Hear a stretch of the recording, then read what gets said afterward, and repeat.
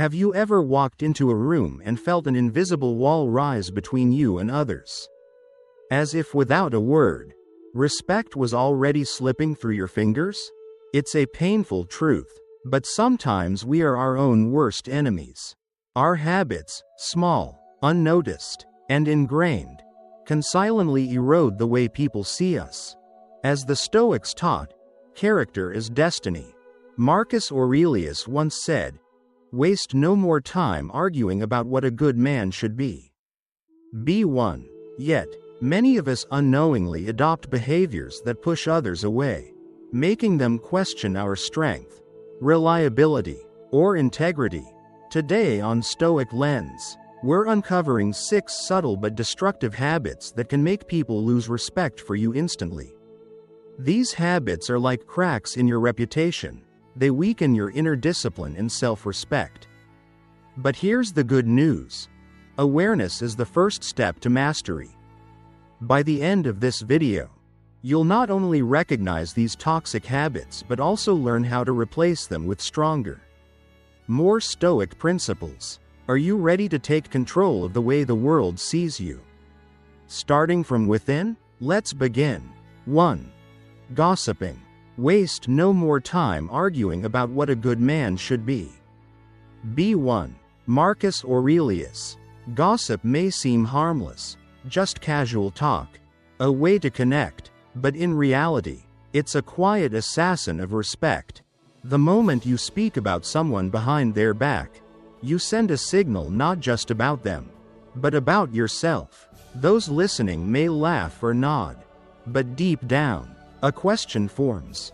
If they speak this way about others, what do they say about me? Gossip is dangerously easy. It masquerades as bonding, an innocent way to feel included. But true connection isn't built on breaking others down. It's built on trust and integrity. Seneca said, "It is a rough road that leads to the heights of greatness." Gossip is the easy road, but it leads to nowhere worth going. Think about it. Every time you discuss someone's flaws, you divert attention from your own growth. It's far simpler to dissect another's mistakes than to confront your own. But does it make you stronger, wiser, respected? No. It only reveals insecurity, not strength. The impact of gossip stretches further than you think. It damages not only the person being talked about but also the one doing the talking. Over time, people stop confiding in you. Friendships become shallow. Colleagues keep their distance. And you may wonder why certain relationships never deepen. The truth? They don't trust you, not because they dislike you, but because they fear that their words and struggles will become your next topic of conversation. In today's world, where every word can be recorded, shared, and magnified, gossip carries heavier consequences than ever. A careless remark can spread like wildfire, damaging not just personal relationships but even careers. A single moment of indulgence can have lasting effects. So, ask yourself, is it worth it? Is it worth trading your integrity for a fleeting moment of relevance? The Stoics would say no. Epictetus reminded us, "We have 2 ears and 1 mouth so that we can listen twice as much as we speak." There is strength in restraint.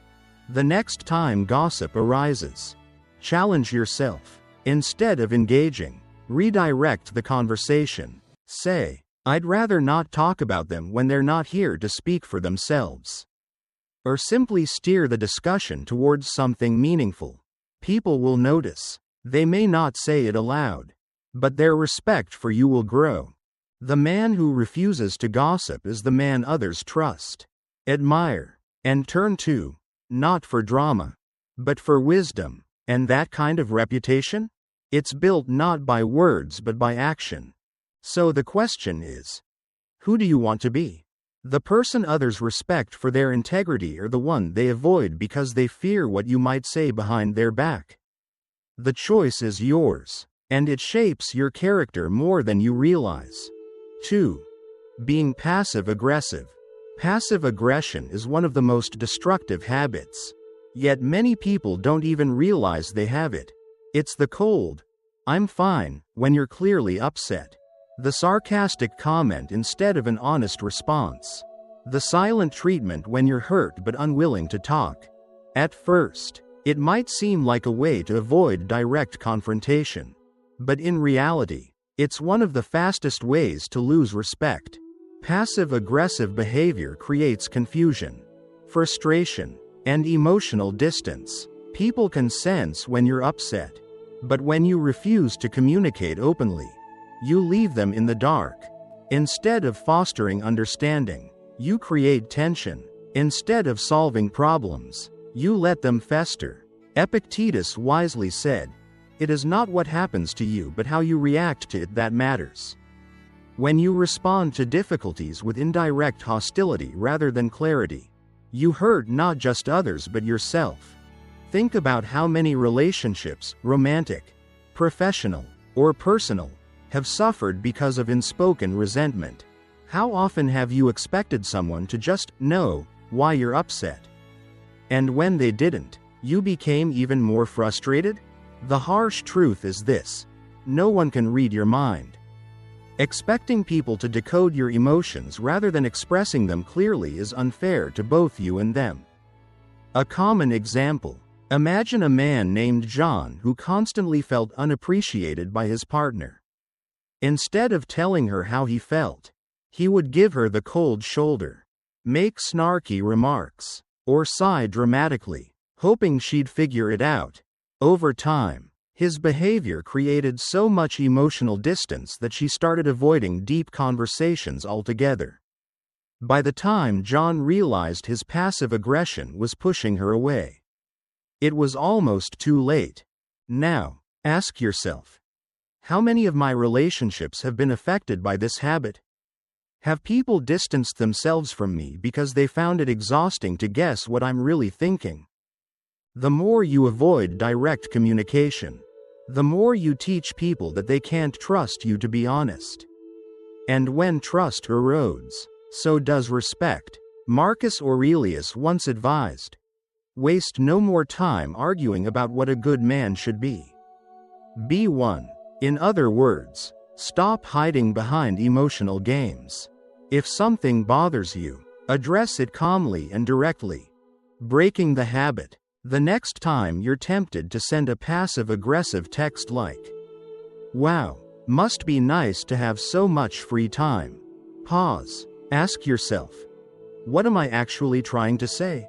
Why can't I just be honest?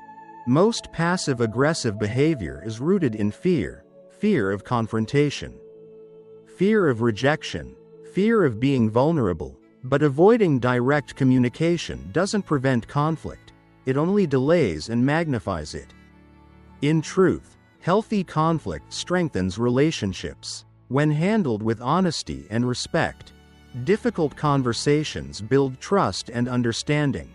This principle applies to the workplace as well. If a colleague fails to pull their weight, dropping hints or sending passive-aggressive emails won't fix the problem. A mature, respected leader addresses issues directly. No one trusts or admires a person who plays mind games or avoids difficult discussions. Respect is earned by those who communicate with clarity and confidence.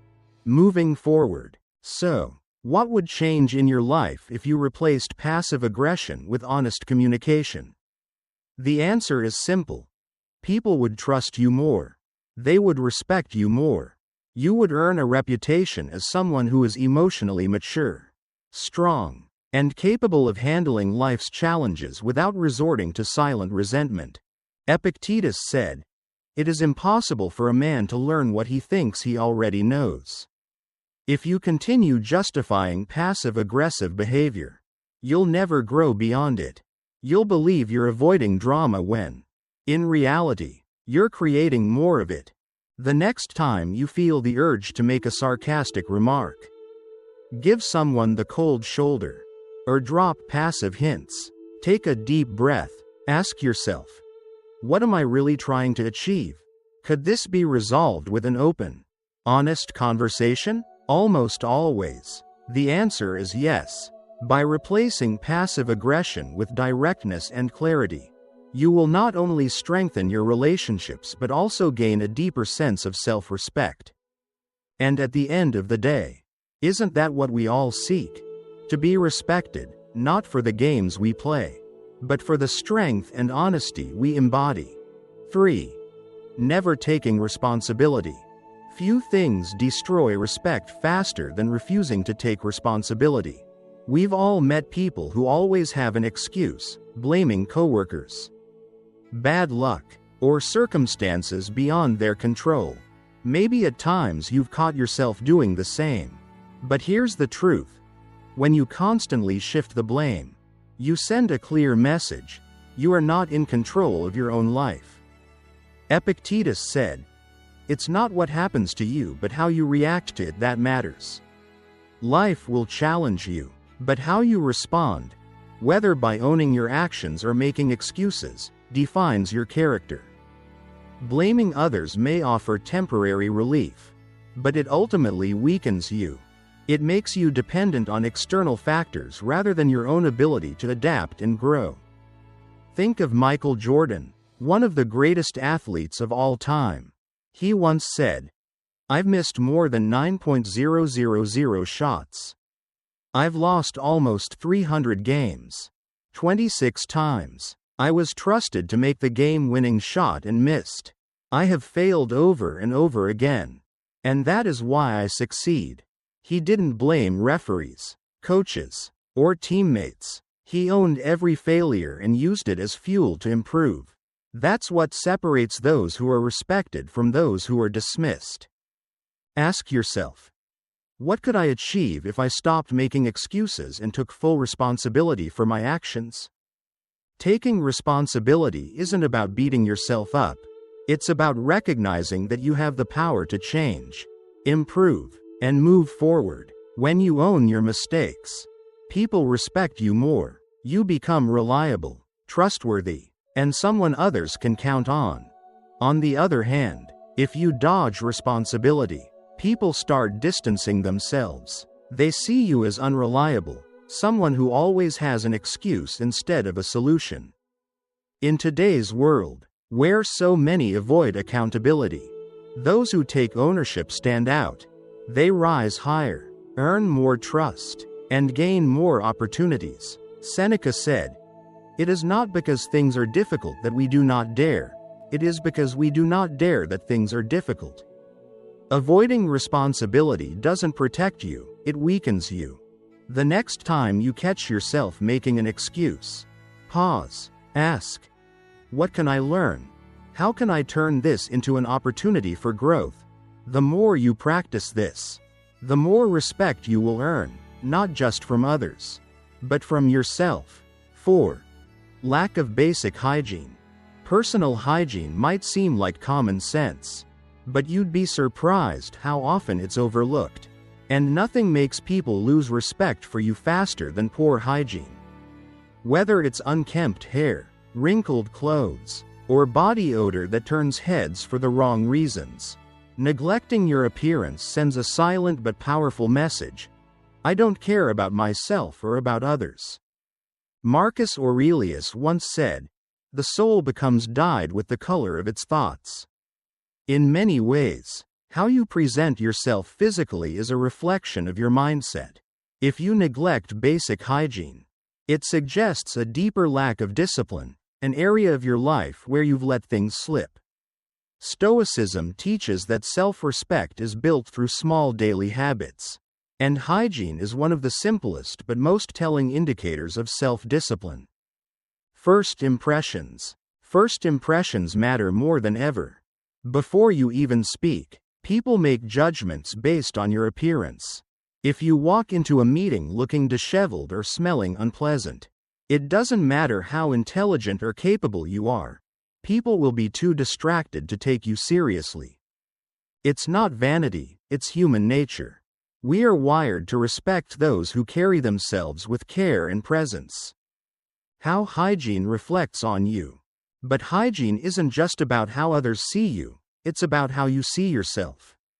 When you neglect it, you unconsciously reinforce feelings of laziness, low self-worth, or even depression. On the other hand, maintaining hygiene is an act of control, a simple but powerful way to remind yourself that you dictate how you show up in the world.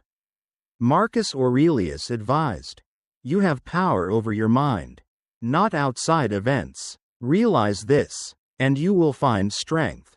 Even in tough times, you can control how you present yourself." And let's be honest, good hygiene isn't a monumental task. Shower regularly, brush your teeth, wear clean clothes, and groom yourself. These small actions have a huge impact on your confidence and how others perceive you. The social and professional cost. When you look and feel your best, you naturally command more respect. People may never tell you outright that your hygiene is an issue, but they will act on it. They'll avoid sitting near you, engaging in long conversations, or inviting you to social events. It's not personal, they just don't want to be uncomfortable. And over time, this silent distancing can cost you opportunities, friendships, and respect. Seneca once said, "A gem cannot be polished without friction, nor a man perfected without trials." Self-improvement isn't just about deep philosophy or mental toughness, it's also about mastering the small, everyday habits. And something as simple as maintaining good hygiene is a reflection of that discipline. When you take care of yourself, you're telling the world, and yourself, that you are someone worth respecting. 5. Constant complaining. Nothing drains respect faster than someone who constantly complains. At first, venting might feel like a harmless release. But when it becomes a habit, it sends a clear message. I focus on problems, not solutions. People don't admire those who always find something wrong. They respect those who rise above challenges. Think about the person at work who always complains. The boss is unfair. The workload is too heavy. The coffee is bad. At first, you might sympathize, but over time, their negativity becomes exhausting, and you start avoiding them. Why? Because negativity is contagious. If you surround yourself with complaints, you start seeing the world through the same pessimistic lens. Complaining doesn't just push others away, it poisons your own mindset. Epictetus said, "It's not what happens to you but how you react to it that matters." Life will always present challenges, but the way you respond, whether by seeking solutions or dwelling on problems, defines your character. The harm of complaining. Constant complaining is a sign of weakness, an unconscious declaration that you are powerless. But the Stoics remind us that we always have control over how we respond. Consider this example. A man spends years complaining about his job, his boss, his coworkers, and his salary. His friends listen at first but eventually grow tired of his negativity. He never takes action to improve his situation, find a new job, or even shift his mindset. In the end, his complaints not only make his work life miserable but also push his friends away. The worst part? He never realizes that he was the source of his own unhappiness. Ask yourself, have I fallen into this habit? It's easy to get caught in a cycle of frustration, complaining about relationships, work, or life's daily inconveniences. But here's the truth. People respect those who seek solutions, not those who dwell on problems. More importantly, you'll respect yourself more when you develop resilience instead of bitterness. Marcus Aurelius wrote, "You have power over your mind, not outside events. Realize this, and you will find strength." Breaking the cycle. The next time you catch yourself complaining, pause. Ask yourself, can I change this? If yes, take action. If not, accept it and move on. This shift in mindset will not only improve your own life but also change the way others see you. Complaining is a trap. It doesn't solve problems. It doesn't bring happiness. And it certainly doesn't earn respect. What does? facing challenges with calm strength and wisdom. Instead of being the person who brings negativity into a room, be the one who brings solutions, perspective, and resilience. When you embody this mindset, not only will others admire you, but you'll also feel more in control of your own life. And that is true power. 6. Being chronically late. It might seem like a small habit, but chronic lateness speaks volumes about who you are. When you're consistently late, whether for work, social events, or casual meetups, you send an unspoken message: my time is more valuable than yours. It may not be intentional, but that's how people perceive it, and over time, it erodes their respect for you. Seneca once said, "It is not that we have a short time to live, but that we waste a lot of it." Being late is a form of wasting time, not just your own, but also that of others.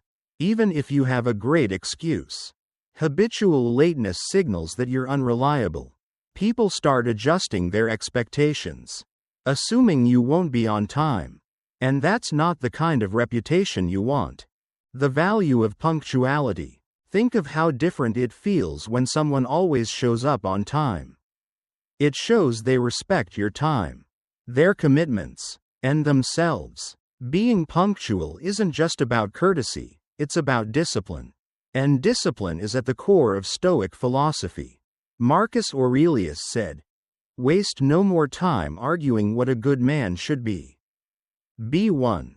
Being on time is a simple yet powerful way to show integrity. The personal impact of lateness. Now, ask yourself, how often have you been late because you mismanaged your schedule? How many times has rushing out the door caused unnecessary stress? Chronic lateness doesn't just inconvenience others, it creates anxiety for you. Always being behind schedule puts you in a state of constant catch-up, making your entire day feel chaotic. Why put yourself through that? Why not take control of your time instead of letting it control you? A lesson from leadership. There's a story about a CEO who was never late, not once. One day, at a high-level meeting, some attendees showed up late. The CEO simply stood up and said, "Time is the most valuable resource we have. If you can't respect that, you can't be part of this team." Then he walked out. The latecomers quickly realized how costly their lack of discipline had been. Punctuality is more than just a habit, it's a statement about your character. Breaking the cycle of lateness. If you find yourself constantly running late, take a step back and ask why. Are you overcommitting, failing to plan, underestimating travel time? Once you identify the root cause, you can fix it. Being on time isn't about setting your alarm earlier, it's about shifting your mindset. You may have heard the saying, "Early is on time is late, late is unacceptable." This perspective can transform the way you approach time. Instead of treating punctuality as a burden, see it as a sign of self-respect and discipline. The respect earned through punctuality. People notice when you're reliable. They trust you more. They respect you more. And when you respect other people's time, they, in turn, respect yours. Epictetus wisely said, "Know first who you are, and then adorn yourself accordingly." If you see yourself as someone worthy of respect, you must act in a way that commands it. And few things command respect as effortlessly as showing up on time. Final challenge. Before we wrap up, I want to challenge you to take these lessons beyond just words. Apply them. Whether it's taking full responsibility for your actions, cutting out gossip, or showing up on time with intention, every small change shapes the person you become. Respect isn't demanded, it's earned through daily choices. Which habit will you tackle first? Remember, self-mastery is a lifelong pursuit, not a destination. Every step forward, no matter how small, brings you closer to the person you aspire to be. Stay strong, stay disciplined, And I'll see you in the next chapter, where we'll dive even deeper into the mindset that leads to true respect and resilience.